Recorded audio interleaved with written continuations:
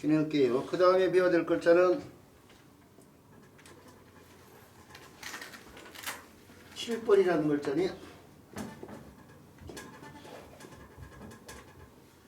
몸짓제가 했는데 대신할 때자고 구분을 잘해야죠. 대신할 때자니 대신할 때자를 쓴데 무심코 획을 하나 더 쳐가지고 7번자를 쓸 가능성이 있죠. 이제 우리 선생님들이야 뭐 워낙 전문가들이니까 그럴 일이 없겠지만 한자를 막 배우는 입장에서는 그럴 가능성이 크죠. 왜 그러냐면은 창고자 있으면 더 많거든. 주사리자, 말뚝익자보다는 싸움자자 뭐 이런 데서 보듯이 여기 삐침을 이렇게 해야지 될 것 같으니까 무심코 색을 하나 더 그어버린단 말이에요. 대신할 때는. 자, 7벌자 뭐 어려울 것 없이 두 개의 자손에 이렇게 해가지고 이건 사람 글자로 바뀐 글자고 이건 앞 시간에도 살펴봤지 참글자죠. 아직도 참글자 고문자 표현을 못 드신 분들은 안 계시겠죠. 제가 계속해서 그러니까 옛날 물론 글자가 정형화되기 전에는 여러 형태로 쓰였지만은 그 가운데 이제 이 참글자를 인식하는데 가장 도움이 될 만한 자형을 제가 그래서 이렇게 펴는데 이렇게 펴는 날 부분이고 창태 부분이고요. 이게 장식된 부분인데 이쪽 균형을 잡기 위한 장식이라고 생각해야 돼. 이건 받침대 부분이에요.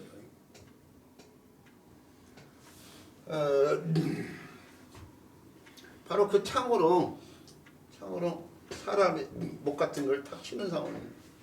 근데 이 창이 이 휘두르는 창이 이제 이렇게 날이 옆에 있는 데서 할 수 있지 뼈쪽 앞에 있는 것이 아니고 앞쪽에 있는 것이 아니고 이렇게 옆에 있잖아요. 지금 이게 휘두르는 창인데 이거 어디에 쓰이는 창이냐면 전차에 타고 휘두르는 창이야. 우리가 전차 할 때 쓰는 차자가 수레차자 아니에요? 수레차자의 이체자가 복장에 쓰인 이체자 우리 예전에 설명드렸죠? 이렇게 써요. 이렇게 상대 전차하고 아군 전차 근데 옆에 창과자가 이렇게 달라붙어. 이 전차에 창을 들고 있고 이 전차에도 창을 들고 이게 수레 바탕이 이렇게 있으면 바탕이 있고 이게 뭐 끌채가 있을 거이고 이게 뭐 이게 말들이 이렇게 끌고 있을 텐데 여기에 말 모는 사람이 탄다면은 어디가 탄다고 치면은 오른쪽에 창을 든 사람이 타요. 오른쪽에 왼쪽에는 활 쏘는 사람이 타요. 이 사람이 창 든 이 사람 들고 있는 창이야 지금. 오른쪽에 창을 든 사람이 타는 이유가 주로 사람들이 오른손잡이잖아요. 오른쪽이 들어야지 바깥으로 사용의 폭이 길어질 거 아니야. 그러잖아요. 반면에 활을 쏘는 사람이 왼쪽에 타는 이유는 쏠 때 오른쪽으로 이렇게 겨냥하게 되는데 무게중심이 가운데로 들어가야 흔들림이 덜 올 거 아니야. 그러잖아요. 그걸로 그 위치로 오른쪽에 창을 든 사람, 왼쪽에 활을 든 사람을 해야 돼. 무조건 예언하면 무조건 생각 없이 오른쪽 창, 왼쪽 활 그러면 나중에 기억해 보면 헷갈려. 근데 이치를 만들어야 돼. 아 그래서 오른쪽에 창이고 왼쪽에 활이구나. 그 이치를 저는 머릿속에다 생각하니까 그 이치를 생각하면서 맞아. 창을 사용하려면 반경의 폭이 넓어지려면 오른손잡이 주로 오른손잡이니까 오른쪽에 있어야지. 활은 무게중심에 가까운 쪽에 가려고 하니까 왼쪽이 써야지 이것이 판단이 쓰니까 그걸 가지고 순간적으로 얘기하고 있는 거예요. 우리 선생님도 그렇게 기억을 하는데 이 춘추전국 시대 이전까지는 전차전을 벌려서 전차가 주축이었어. 전차가 주축이었어요. 나중에 이제 기마로 바뀌고 기마도 나중에 없어지니까 화약이 나오면서 없어졌다고 했잖아요. 그 전차전을 벌일 때에 그 전차에 탄 사람이 창을 들고 이 휘두를 해서 상대 목을 뱉는 상황을 갖다가 펴는 것이 7번자고 생각해요.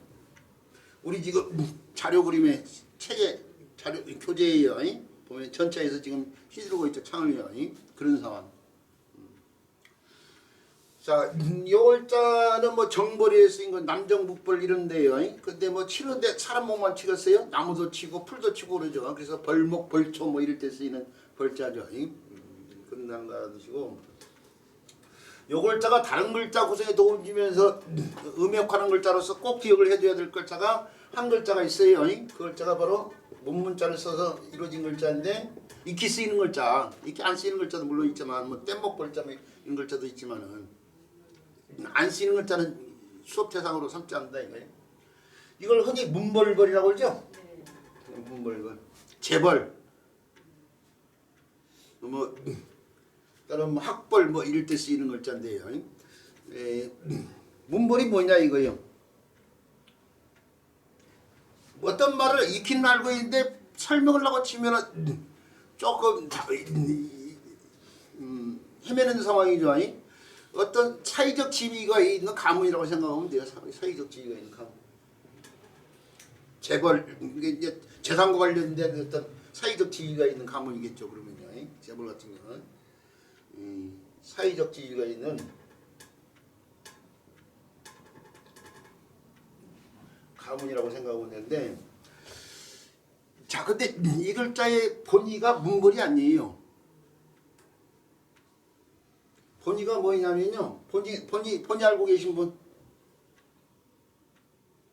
문기둥이에요, 문기둥. 문기둥. 사실은 문문자를 썼잖아요, 지금. 문문자가 가문을 때 쓰이는 글자고 뭐 소문 만복내 뭐 해서 집과 관련된 글자이기도 하지만은 그래서 집과 관련된 뭐 뜻과 연결했다고 생각할 수 있는데 애초의 뜻은 사실은 문문자의 문과 관련돼 있어요.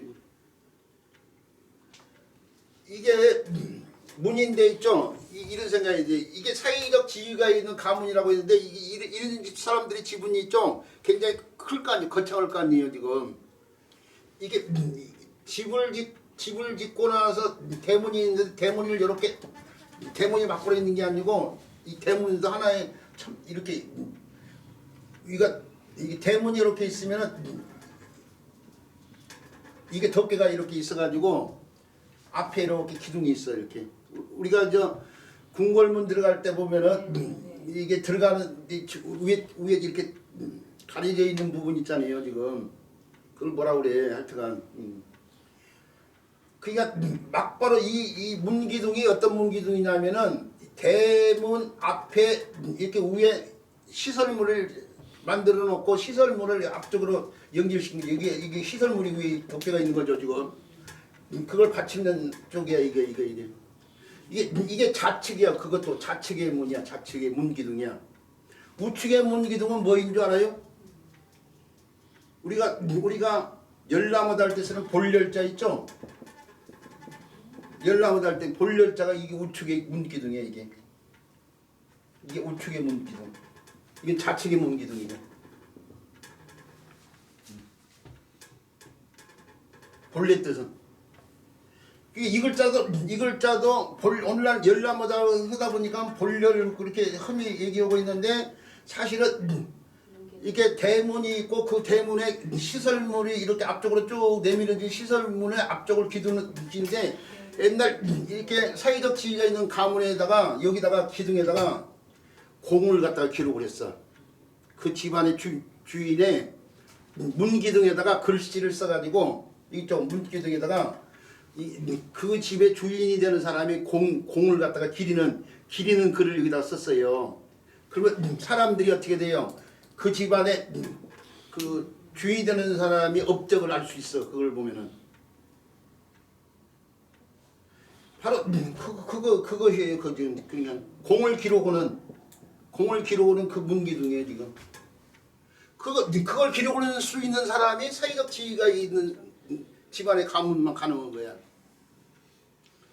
이 글자도 저도 애초에는 이걸 몰랐을 때 이 글자의 본의가 우측 문기라는 걸 몰랐을 때는 그래서 벌렬이라는 말이 또 쓰이는 거 자주 쓰이는 말은 아니지만 벌렬이라는 의도 있는 것이 바로 그거인데 이 글자의 본의가 우측 문기둥이라는 걸 몰랐을 때는 문 앞에 서가지고 지켜본다고 생각했어. 수문장 이런 사람들이 들고 나는 사람을. 그게 아니고 여기에 공을 갖다 들여다보고 있는 상황이라고 생각해야 돼.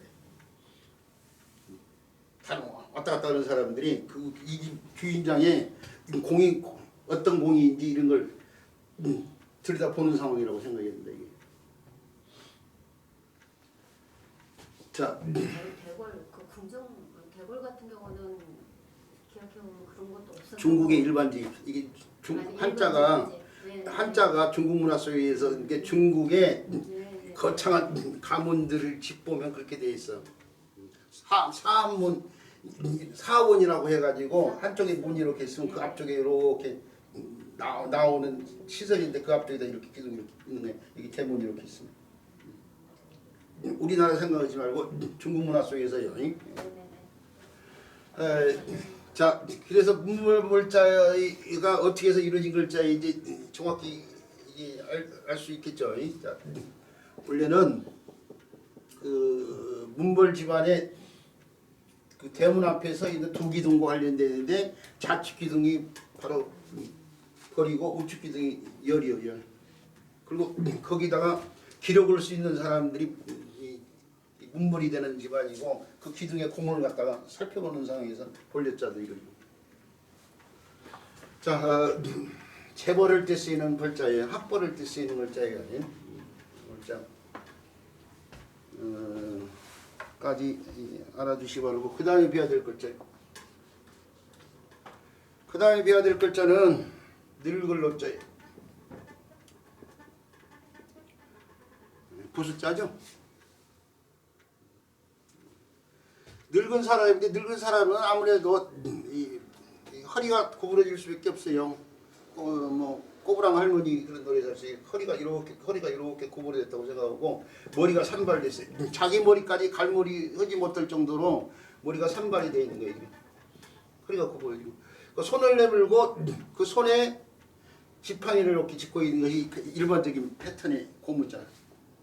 말씀드리다시피 고문자가 정형화된 형태가 없고 여러 형태로 있는데 보통 이런 형태로 쓰였어요.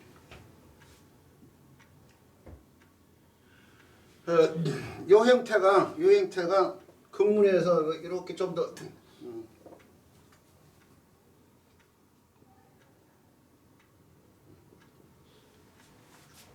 변형이 이렇게 쓰이는데 요게 비수비자처럼 같이 숟가락 비자처럼 이렇게 마치 쓰이게 되는데 요것이 지팡이하고 손의 일부가 포함된 것 같아요.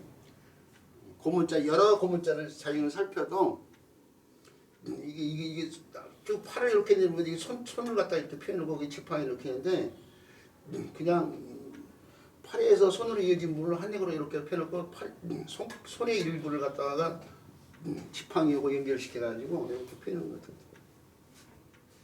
고문자로 여러 고문자로 확인해요. 그 산바른 머리는 이렇게 펴놓은 거 이렇게. 자, 그 형태를 오늘날 정형식에 이렇게 쓰고 있고, 이 글자가 다른 글자하고 합쳐서 쓰일 때에 이렇게 아들 자자 이런 글자가 합쳐진다면 반개 형태를 만들기가 어렵잖아요. 위에서도 뭐 길어지지 않게요.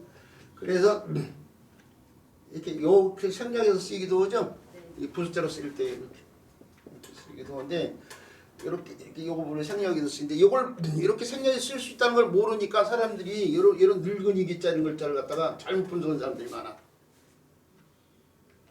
늙은이 기자 이런 글자를 또 한자로 가르치는 사람인데 늙은이 기자를 늙을 노자하고 날일 자로 해가지고 살아온 날이 오래된 사람이 늙었다 뭐 이런 식으로 설명하는 사람들이 가끔 가다 있거든요.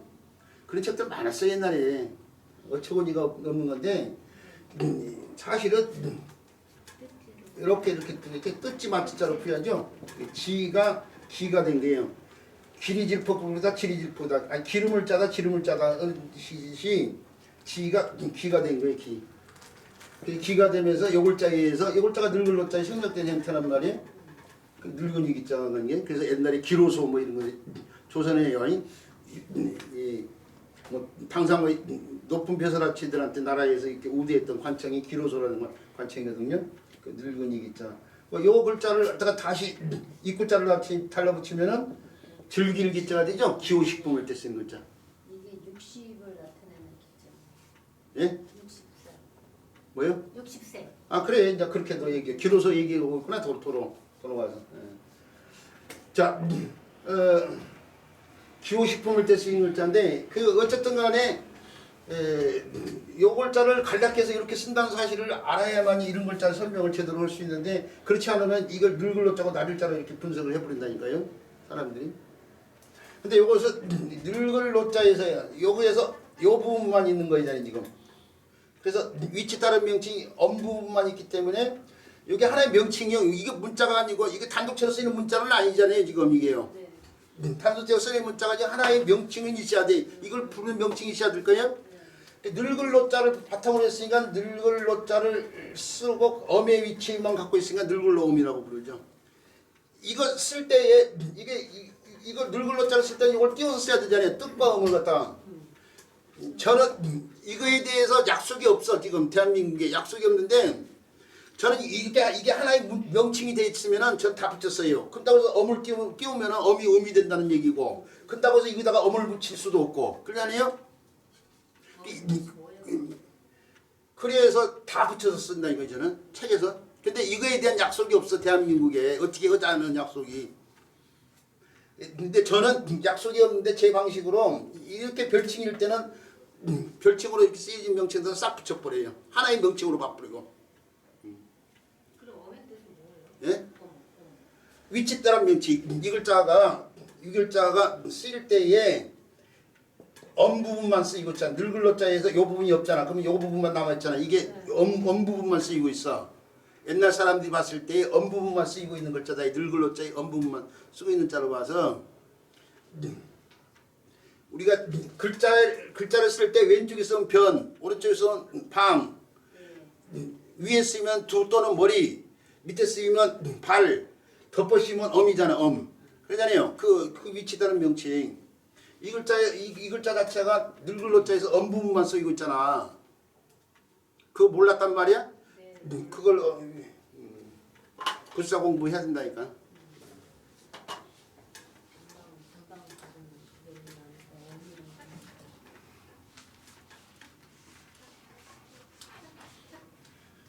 자, 그리고 요 늙을 노자는 요 늙을 노자나 늙을 노자 자체만 끼고 이 글자가요. 이 음의 역할을 하는 글자가 없으니까 이렇게 말아두시기 바라고. 그 다음에 적을 소자 살펴볼까요?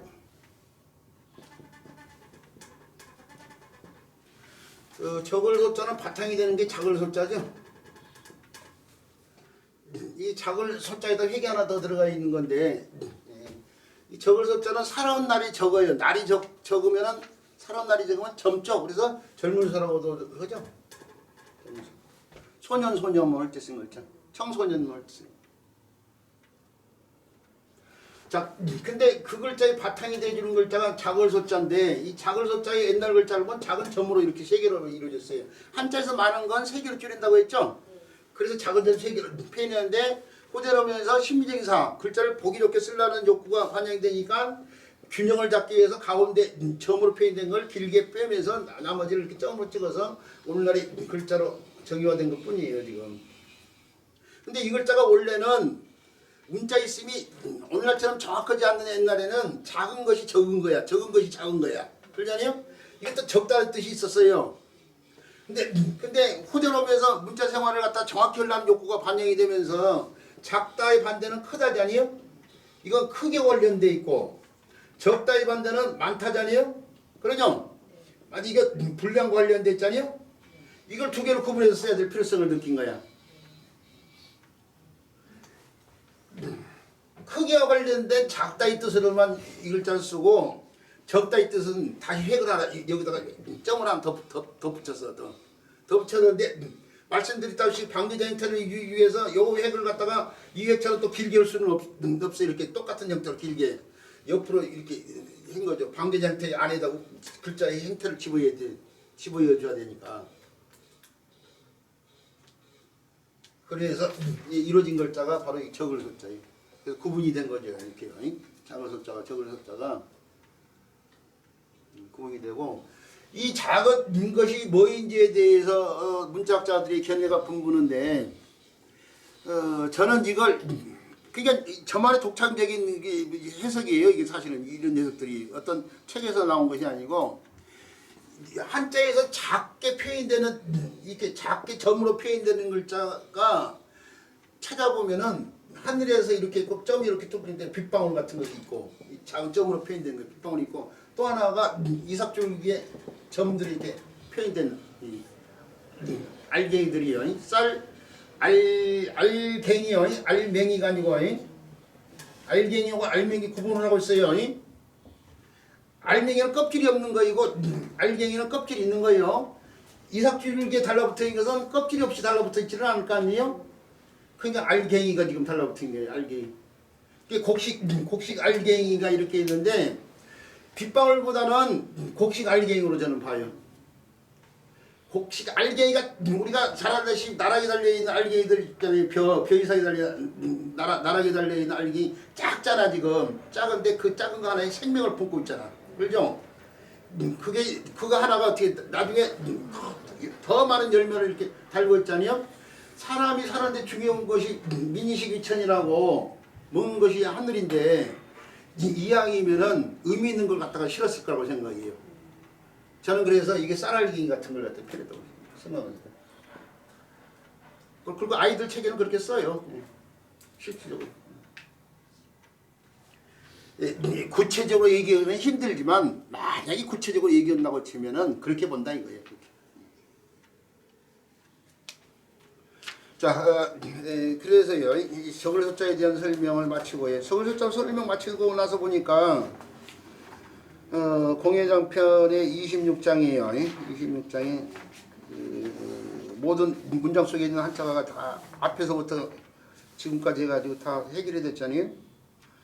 그거 그냥 간단히 읽어보고 넘어갈게요. 안녕과 안녕하고 계로가 자로를 말한 거죠. 자로. 공자의 제자죠. 공자를 모시고 있는데 공자가 말했다 이거죠. 어찌 각각 너희 뜻을 말하지 않냐. 그게 안녕하고 자로한테 네 뜻에 앞으로의 이 삶에 대해서 어떻게 생각하는지 뭐 물어보고 있는 거예요. 근데 자로가 말했어요.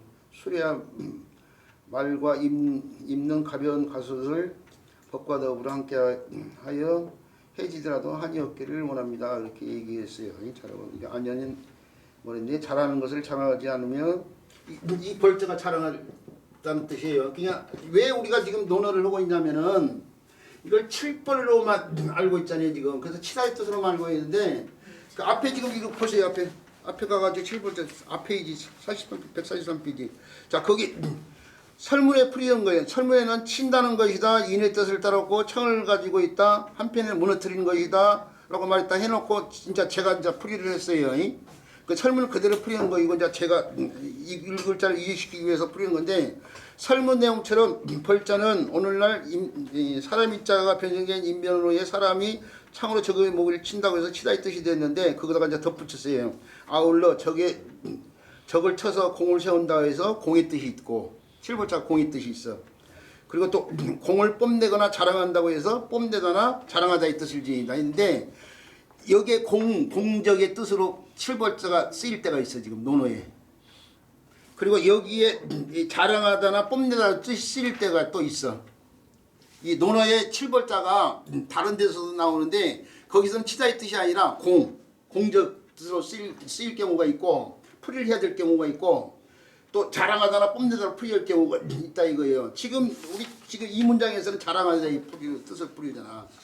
공을 치는 것이 공이 있는 것이고 공을 자랑한다 뽐내다고 해서 자랑하다 뽐내다 뜻이 있다. 근데 이제 이런 걸 안 배우신 분들은 왜 칠벌자가 자랑하다의 뜻이 있지? 왜 자랑하다의 뜻을 풀이해야 되지? 그걸 모르고 이제 논어를 접한 사람들이 논어를 어렵게 생각하는 거라니까요. 근데 저는 이 책에다가 이 아들 자자를 풀이를 10가지를 해놨어요. 그 10가지 있으면 다 있어. 논어 전체 문장에서 아들 자자가 10가지로 풀이가 된다니까요. 그 10가지를 다 써놓은 거예요. 그 패턴으로 쓴 책이 이게요. 굉장히 신경을 많이 써서 쓴 책이에요 사실은. 그래서 논어 공부한 사람들이 한자만큼은 분명하게 알고 이해하고 문장을 갖다가 해석할 수 있도록 해놓은 거라니까 이게 지금. 근데 그런 장점을 우리가 수업에서 제가 지금 제대로 활용을 못하고 있는 상황이죠. 자, 다시 문장으로 가가지고요. 이게 아니 잘하는 것을 자랑하지 않으며 수고로움을 남에게 베풀지 않기를 원합니다. 그러니까 또 자료가 말했네요. 스승님의 뜻을 듣기를 원한다. 그러니까 스승이 말했어요. 공자가 나는 늙은이를 편하게 하며 벗을 믿었게 하며 젊은이를 따르게 하는 것이다. 이렇게 얘기했네요. 네. 이미 알고 있는 한자를 바탕으로 풀이해 보면 다 쉽게 이해할 수 있는 거 이거예요. 그 다음에 배워야 될 글자는 송사할 송자네요.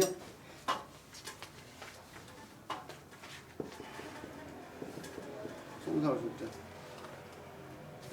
공예장경 제21장의 신춘한자인데 587번째 학습문편에 두 개 송사할 송자. 송사할 송자인데 이 송사가 오늘날은 소송이죠. 소송하다.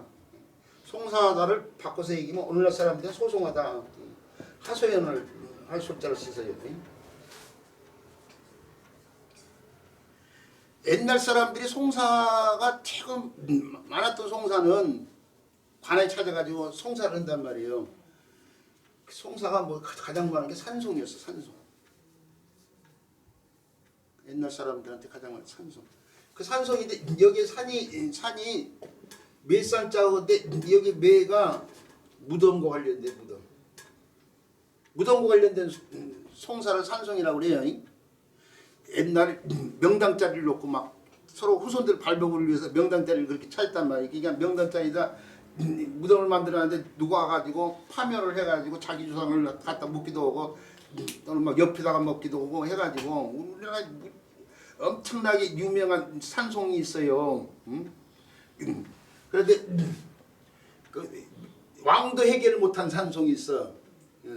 그런데 어쨌든 간에 그것 구체적으로 얘기를 하고 좀 길고 그러는데 이 저 몇산자가 무덤에 떠 있는데 산소 무덤이 있는 곳을 말하잖아요. 그 산지기 이럴 때의 산지기도 무덤지기를 말하는 거예요 지금.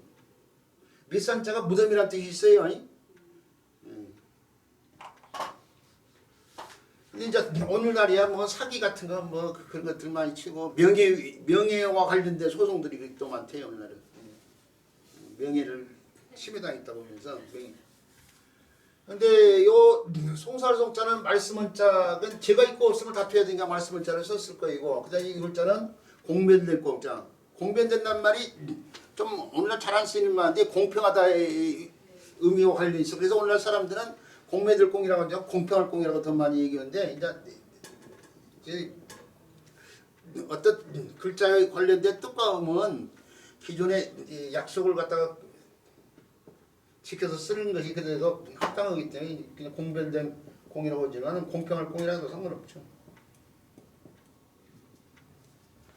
그리고 요 글자는 옛날 글자를 보면은 사실은 이렇게 써줘야 될 글자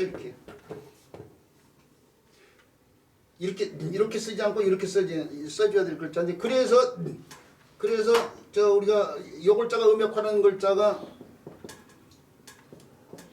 이렇게 해서 오드자하고 요 글자인데 요 글자를 가운데다 이렇게 집어인 거예요 지금 가운데다 오드자 사이에다 하는데 한자에서 오드자는 음역 글자를 가운데 쓴 경우가 많아요.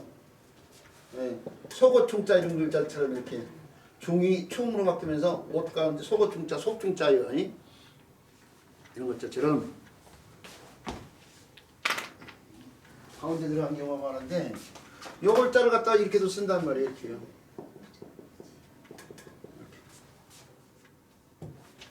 공평할 공자를 이렇게. 사실 이 글자가 더 온당한 글자예요.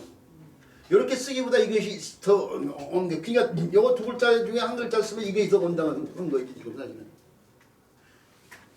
이게 옛날 글자를 보면 알아요. 옛날 공자가 이렇게 나눠지는 형상이 계속 이건 네모난 물체예요, 물체.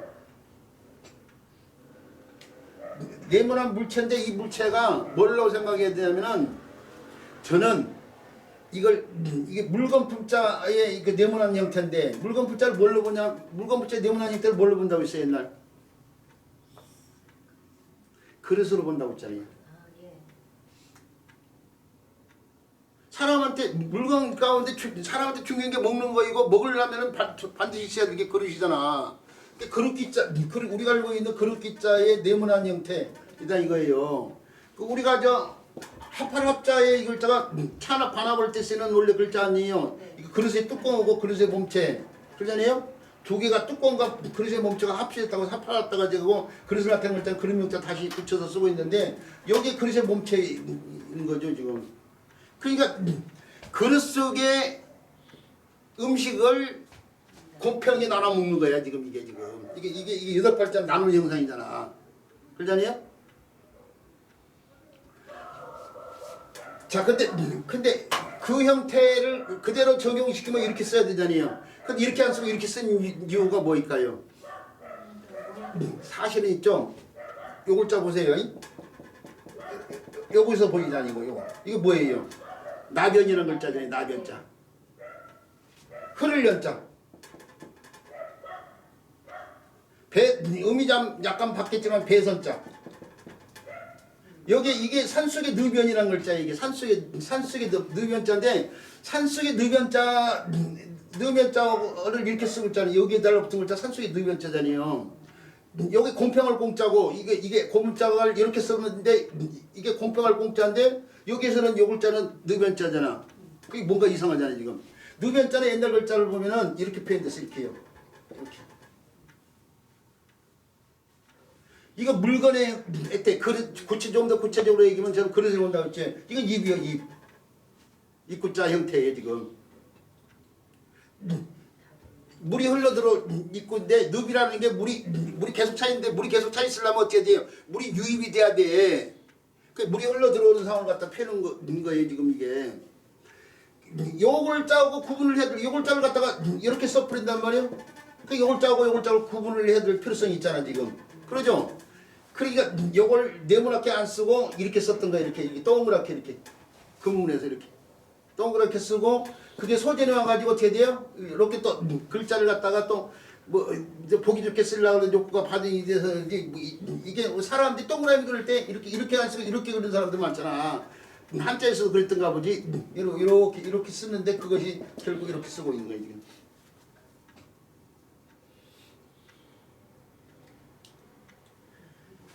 그래서 결국 네모난 형태가 이 형태로 바뀌었는데 우리가 강할 강자도 원래 이렇게 써줘야 될 글자 이렇게요.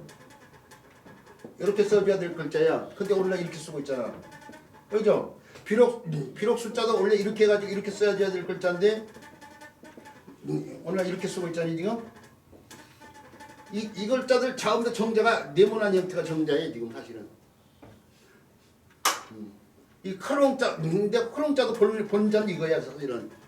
서여신 분들이 입구자를 쓰는 이유가 그거예요. 크롱자를. 그걸 이렇게 오늘 쓰고 있는 것 뿐이야.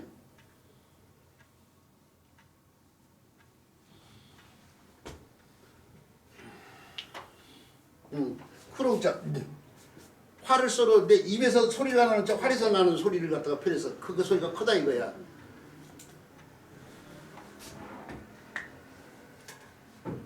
자, 다른 글자까지도 지금 얘기를 해보고 있는데 이렇게요. 나변자 이런 데 쓰이는 요 글자하고 요 글자가 서로 달라요. 요 글자의 원래 글자인 요 글자가 서로 다르다는 걸 알고 있는데 요 글자는 고문자가 이렇게 표현됐고 요 글자는 고문자가 이렇게 표현된 글자에 서로 다르다는 거 사실이에요.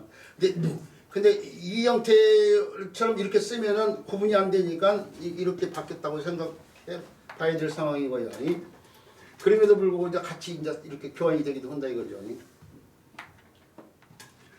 근데 요것은 네모난 형태는 그릇. 그 그릇 속에 음식 같은 걸 얘기하고 그걸 나누는 상황에서 공변되다 공평하다의 뜻이 나왔다고 봐야 된다 이거예요.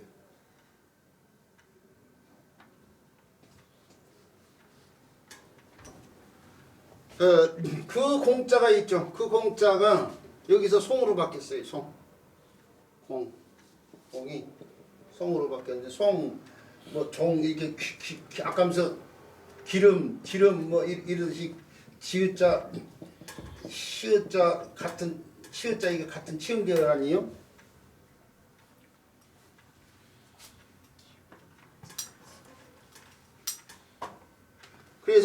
그래서 뭐야 소나무 송자도 이게 공이 송으로 여기서도 송으로 바뀌잖아요. 비릴 송자도 뭐예요? 이렇게 해가지고 이것자도 이게 송으로 이렇게 써요. 찬송가 뭐 이렇게 쓰는 거잖아요. 그런 것처럼 이것도 공이 송이 됐어요. 여기서 송.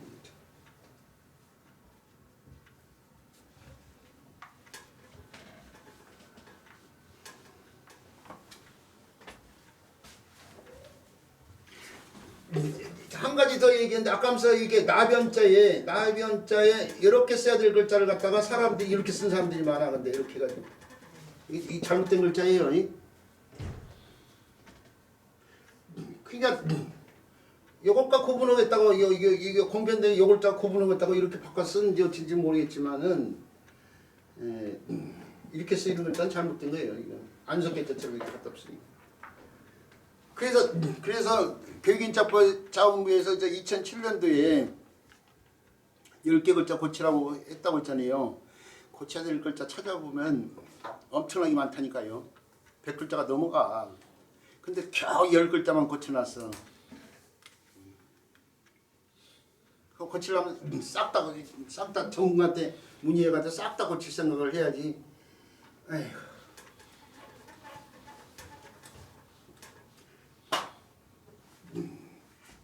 고쳐야 될 글자 제가 한번 싹 다 일괄적으로 한번 해볼까요? 수업 시간에 얘기잖아. 이건 잘못됐다, 이건 이었다. 그거 다 모으면 되는 거 그런 거잖아요.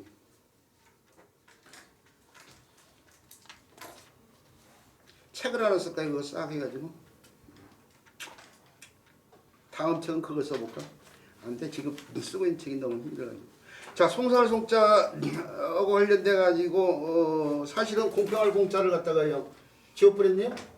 공평할 공자 이 글자를 270번째에 살펴봤기 때문에요.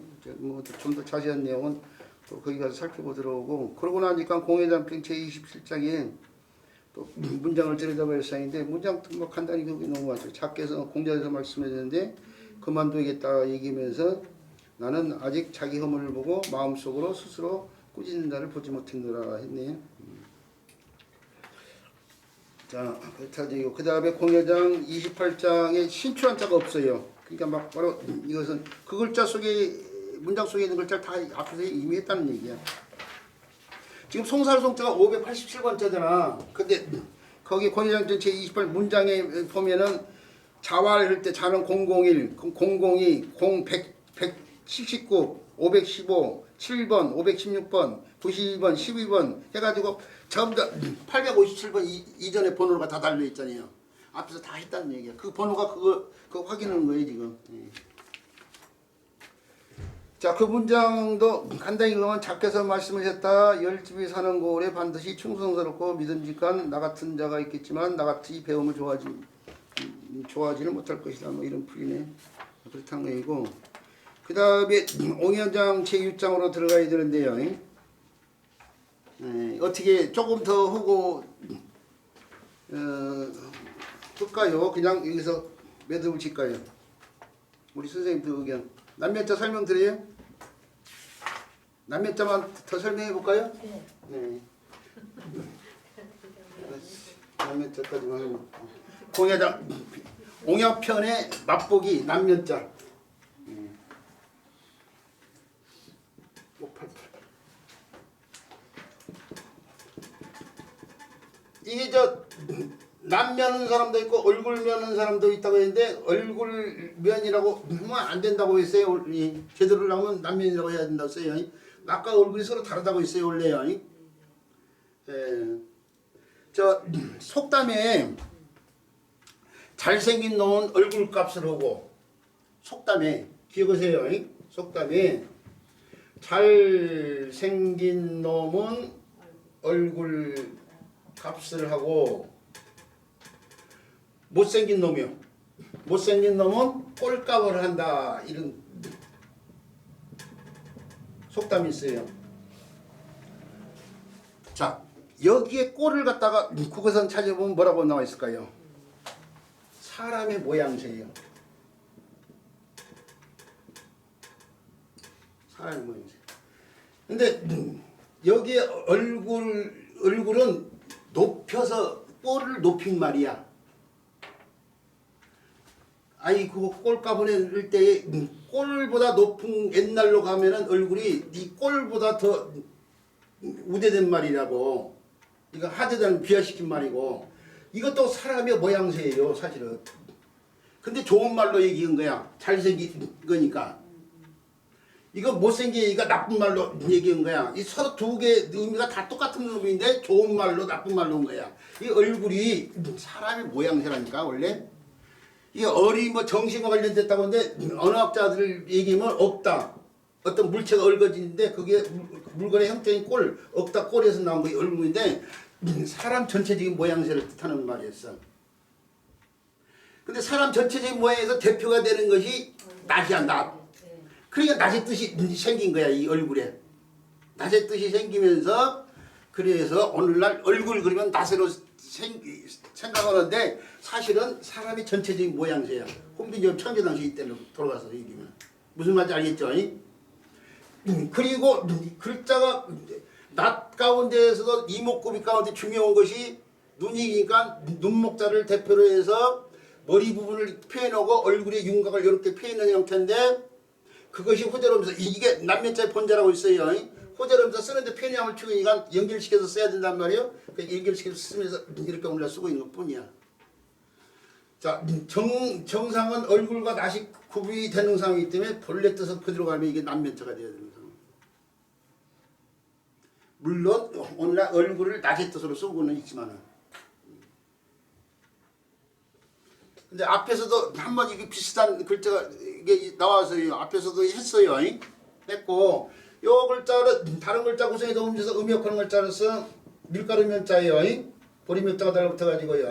라면 냉면을 뜻하는 밀가루 면자가 있었고 예전에는 설명 안 한 것 같은데 가는실 면자 그때 기억이 안 나가지고 면은 면인데 실 가운데 가는실이에요. 가는실 면자인데 가는실 면자인데 이거 어디 쓰냐면요.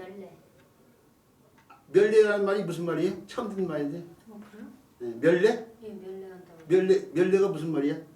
뭐 2장 정도? 어? 2장? 2장? 예. 묘에 묘를 갖다 2장한다? 예. 2장한다는 말이 멸레야? 예, 멸레한다는. 오, 우리 그 하기사 뭐 우리 선생님 제가 모르는 어디도 많이 알고 계실 테니까 저는 멸레란 말 처음 들어봤어. 면양할 때 쓴 거죠. 면양. 면양. 양털 면양인데 오늘날 이 글자를 이보다 손면자를 더 많이 써서 이렇게 면양의 면자 이 글자를 써서 면양이라고 해. 면양은 알고 있는 말이잖아. 멸레는 처음 들었어요 저는. 맞아요. 나와요? 국어사진에 나와요. 국어사진에 나오는데 나오니까 얘기했겠지. 근데 저는 처음 들어본다니까. 다시 장사 지내는 거 멸레한다고. 그래요? 아이고 저보다 의력이 뛰어나시네. 저는 처음 듣는 말이었어요. 하여튼 뭐 각자 의력이 서로 다르니까요. 그러니까 제가 모르는 의도 많이 있을 텐데 그 중에 하나를 말씀 주신 것 같아요. 자, 그렇다는 얘기고 그 다음에 활궁자 해야 되는데 활궁자 여기 저 문장이 작게서 말씀하셨다. 옹은 남녘을 향하게 할 만하다는데 남녘을 뜻하는 말이 남면이고 남면이 저 남쪽을 향한다는 말이 면자가 향하다 이 뜻이 있어요. 남면자가 아치 거칠이 드러난 뭐 이거 상대를 향한 쪽이잖아. 향하다 이 뜻인데 그래서 면벽수도 벽을 향해서 수도르는 게 면벽수도잖아요. 그러니까 그 남면이 그래서 남쪽을 향한다는 의미인데 옛날에 남쪽을 어디든지 가면 남쪽을 향하는 사람이 누구냐면 왕이야 왕. 군주시대 때 계급 사이에서 왕은 항상 남쪽을 향해서 앉게 돼 있어요. 우리나라 국보 1호가 남대문 이호가 궁궐이 우리 정궁이 경복궁이잖아요. 경복궁 이거 정전이 근정전이잖아요. 근정전에 딱 의식 같은 걸 향해서 남쪽을 향해서 왕이 앉으면은 그 왕을 배하기 위해서 들어가려면 남쪽 문을 향해서 들어가야 돼. 그게 남대문이잖아. 그래서 옛날 조선에 이게 저 궁궐 져놓고 경복궁을 져놓고 가장 신경을 써서 짓는 것이 남대문이니까 남대문이 국보 1호가 된 거 아니에요. 숭례문이. 이유가 숭례문이 국보 1호가 된 이유가 다른 데 있는 게 아니잖아요. 더 빨리 짓고 더 신경 쓰셔야 돼. 외국 사진들이 들러나게 해야 되니까. 그 앞에 있는 앞에 있는 산이 남산이 그렇게 궁궐의 산이야. 궁궐이 앞산을 말한 거야. 남자가 앞이란 뜻도 있어. 앞산. 궁궐의 앞산인 거야 지금. 안산이라고 하죠. 안산. 책상 한자 써서. 자, 뭐 그렇다는 얘기인데 뭐 그런 남면이란 말이 여기 나오네요. 거기서 그 책에 그래서 근정전이 그림이 들어간 이유가 그거예요. 그런 거 설명하려고 근정제 들어간 거예요. 다 이유가 있어. 남면 자국에 보면 인명국이 있는데 그 사람들이 이걸 갖다가 고물자가 이렇게 표현돼 있어. 이렇게 해가지고 이렇게 눈만 이렇게 땡그랗게 펴 있으니까 이게 짐승 얼굴이라고 짐승 나지라고 이렇게 하는 사람도 있어요. 이걸 그게 아니고 인명국 이렇게 들여다보면은 이게 사람이 좀 남면자를 눈만으로 쓰니까 눈만 대표가 되니까 이상인데 아이들한테 또 화가들도 마찬가지야. 얼굴을 옆에 얼굴 그려보라고 하면 어떻게 그려야 돼요? 이렇게요. 이렇게 해가지고 코 그리고 입을 이렇게 그리고 이렇게 귀좀 집어있고 이렇게 한단 말이에요. 거기에 가운데 이게 눈이 들어가잖아요. 이제 머리털은 이제 뭐 뺄 거예요. 이걸 단순화시키면 어떻게 돼요? 코나 입이나 귀는 다 얼굴 윤곽에 이어지는 상황이야. 한데 눈만 더 그려놨지. 그거 이거잖아요. 그거 이거죠. 우리나라 유명한 화가가 여러 사람 있겠지만 이중섭 화가가 여자를 기다리는 남자라는 그림을 한번 봐봐. 지금 핸드폰 들여다봐요. 여자를 기다리는 남자. 이중섭 그림을 보면 이렇게 그렸어요. 지금 옛날 고문자처럼 이렇게 얼굴 해놓고 눈 이렇게 그려놓고 이렇게 사람 이렇게 막 씹고 있는 그런. 찾았어요? 보여줘봐요. 이중섭 여자를 기다리는 남자. 이중섭 여자를 기다리는 남자. 찾아보라고도 안 찾아본 선생님들이 계셔. 우리 동영상 보시는 분들한테 도움 주게 유동민 선생님 찾았으면 좀 갖고 와보세요.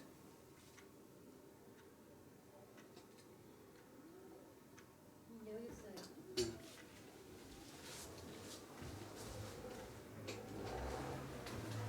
자, 동영상으로 봐야 돼. 이렇게 동영상. 여기 여자를 기다린 남자 보면 이렇게 해요. 눈만 얼굴에 눈만 땡그랗게 이렇게 나와 있잖아요. 다른 코나 입이나 귀는 제대로 표현을 안 해놓고.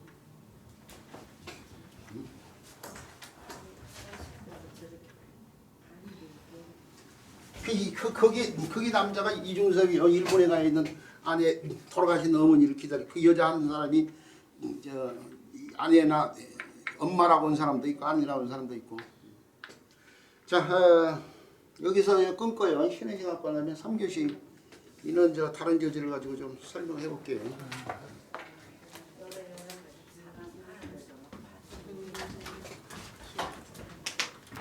자, 그 다른